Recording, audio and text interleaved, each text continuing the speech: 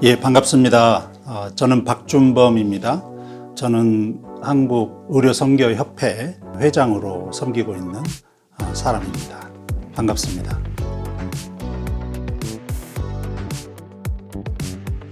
예, 저는 두 가지 정체성 안에서 일하고 있습니다. 첫째는 이제 의료인, 의사로서 특히 이제 암 환자를 치료하는 외과 의사이면서 온콜로지스트인데요. 매일 가장 생명의 도전 가운데 있는 암 환우들을 잘 치료하고 또 그분들의 이 치료의 경과들을 잘 보살피고 또 영적으로나 또는 사회적으로 이분들의 전인적인 치유를 또 제공하는 그런 의사로서 역할을 하는 게 저의 일상의 선교적 삶의 한 부분입니다.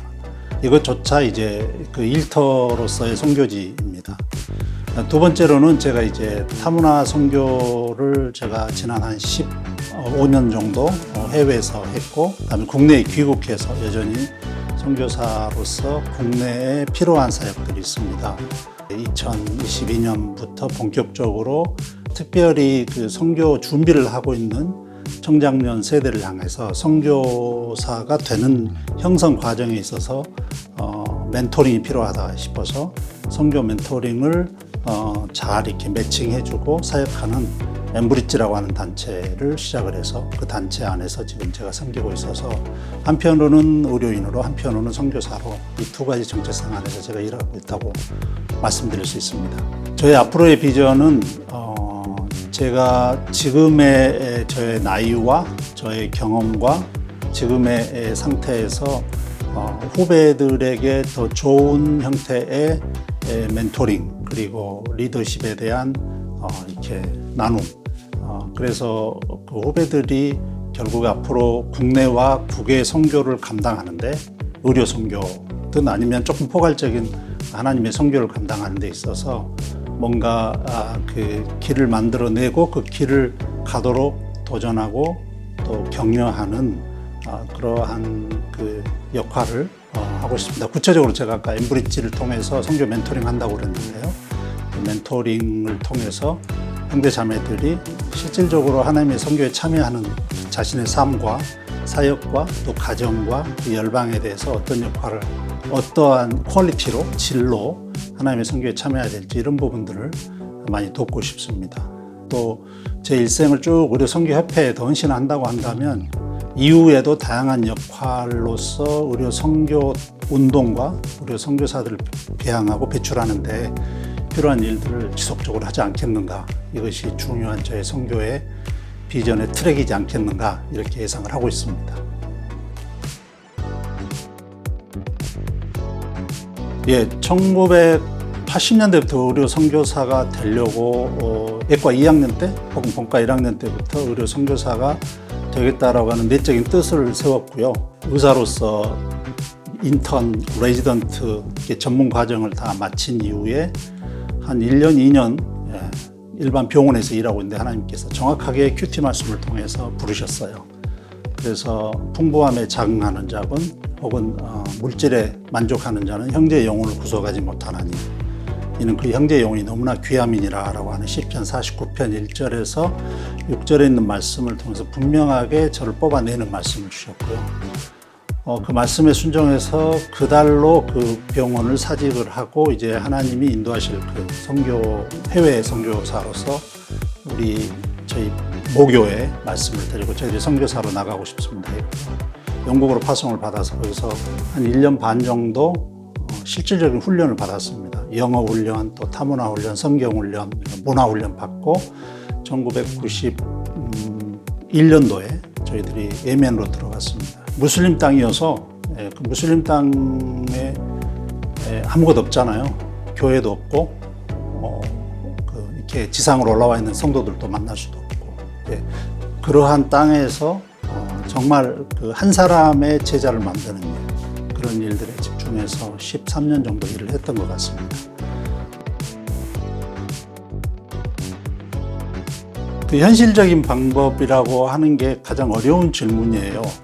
과연 그 선교적 삶이 현실을 바탕으로 해서 그 현실에 맞추는 거냐, 아니면 현실을 초월하고 극복하면서 선교적 삶을 이루는 거냐, 우리가 보자면은 후자의 이야기가 맞습니다.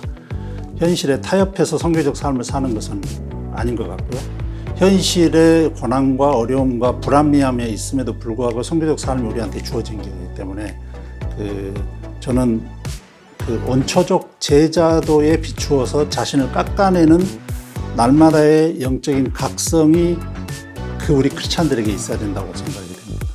그렇게 일상에서 매일 제자도에 매일 일상에서 화답하는 가운데서 동시에 더 크게 부르시는 사건이나 장소나 프로젝트나 단기 선교나 해외 선교지로 헌신하는 그러한 일들이 있거나 혹은 그런 일에 끌려 들어가거나 그런 일을 강하게 하나님으로부터 이렇게 소명을 느끼게 되는 때가 있는데, 그때 이제 용기를 가지고 선교적으로 하나님 앞에 반응하고 화답하는, 그게 이제 선교적 삶의 하나의 시나리오라고 봐야 될 것 같습니다. 그래서 지금 내 상태와 내 나이와 내 현장에서의 일은 분명하게 학생은 의과대학이나 간호학교 학생들은 현장에서 공부하는 것이면서 그 공부 자체가 어떤 포텐셜을 가지고 있냐면 그냥 학점 따기 그냥 공부가 아니라 하나님이 열방을 섬기기 위해서 나를 깎아내주는 준비 작업, 나의 그릇을 채워주는 그 영양분으로서의 공부가 되는 것이죠. 그런 의미에서 이제 그 공부 자체도 선교적으로 해석을 할 수가 있는 겁니다.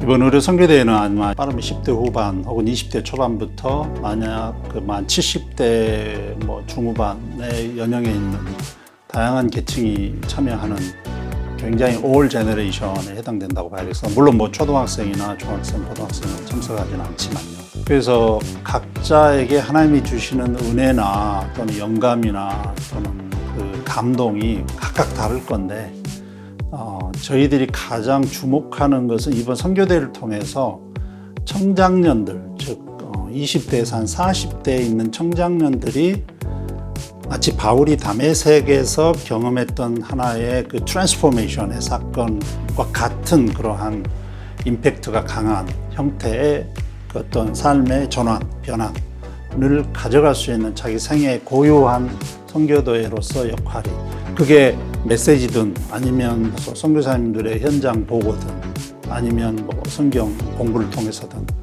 아니면 여러 가지 방식으로 하나님이 그 계시와 인사이트를 부어주셨으면 하는 것이고요.